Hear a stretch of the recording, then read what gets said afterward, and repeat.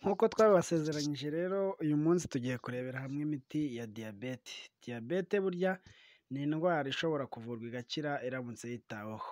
Ibintu bivura diyabete bigomba kuba bifite imisemburo yo gusanura ubutitsa hasenyutse. Imisemburo iboneka mu byo kurya bigifite ubutaraga ishobora guhangana na diyabete.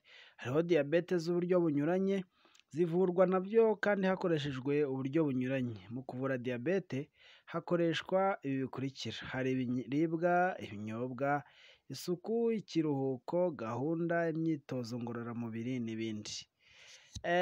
Nko mu biribwa, ibinyobwa, isuku, ikiruhuko, gahunda n'imyitozo ngororamubiri nibyo tugiye kubireba. Wenda dutangiye nk'icya mbere reka tuvuge ku biribwa.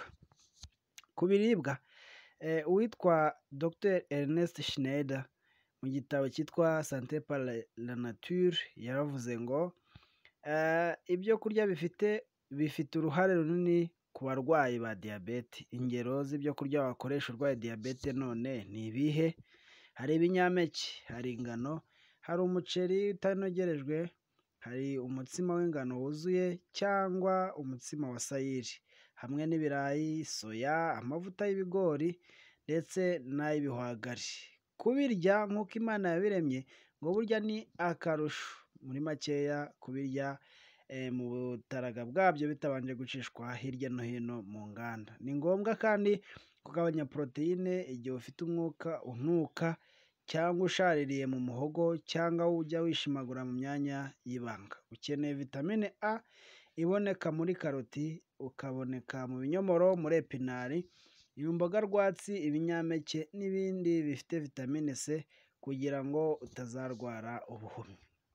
Aho hari ku biribwa.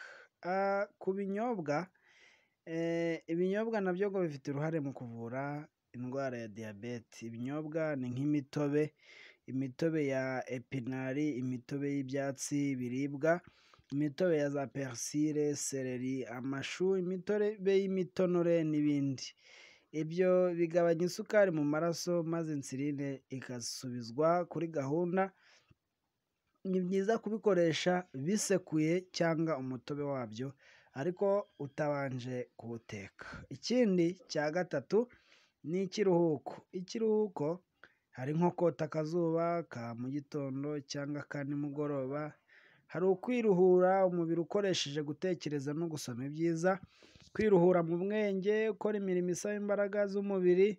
Ibyo bituma umubiri uruhuka neza ugasubira kuri gahunda, hanyuma ukirinda guhangayika, ihubira ikagenda, amaraso agakwirakwira neza. Ku cya kane ni ukugira gahunda y'amasaha yo kurya idahindagurika.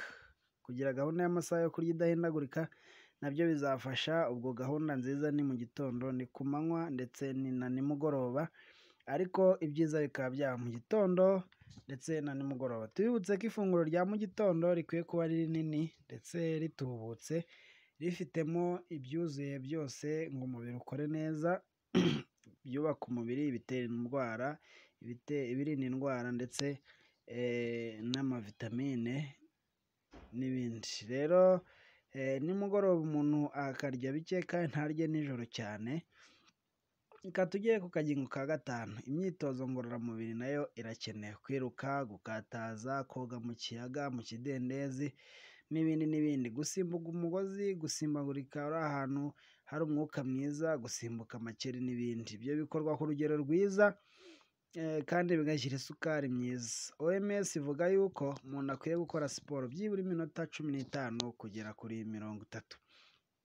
Icya gatandatu ni ukwirinda ibiyobyabwenge. Hari itabi, hari inzoga, hari isukari, hari amasoda, hari n'ibindi, hari coca-cola, hari kafeyine, hari ikawa. Ibyo byose bishyirwa mu cyiciro cy'ibiyobyabwenge kuko bikoresha ubwonko ku rugero runini rurenze uko ubwonko bwakwiye kuba buri gukora. Icya karindwi ni ukugira isuku. Buriya ngo kwiyuhagirira mu mazi akonje mu gitondo ni byiza, kurambika amaboko mu mazi akonje ni byiza, gukandagira mu mazi akonje nabyo ni byiza. Amazi akonje kandi ushobora kuyakandagiramo ugashyiramo n'amaboko.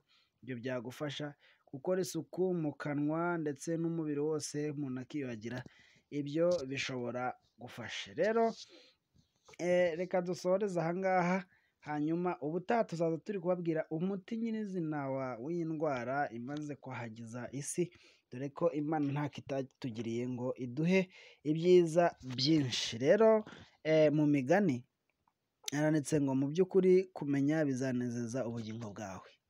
Kumenya bizanezeza ubugingo bwawe. Ubwo Imana ishaka ko tumenya, hanyuma ubugingo bwacu ari wo mubiri wacu ukanezerwa. Muhorane Imana rero, tuzakomeza kubagezaho ibyinshi byiza. Murakoze.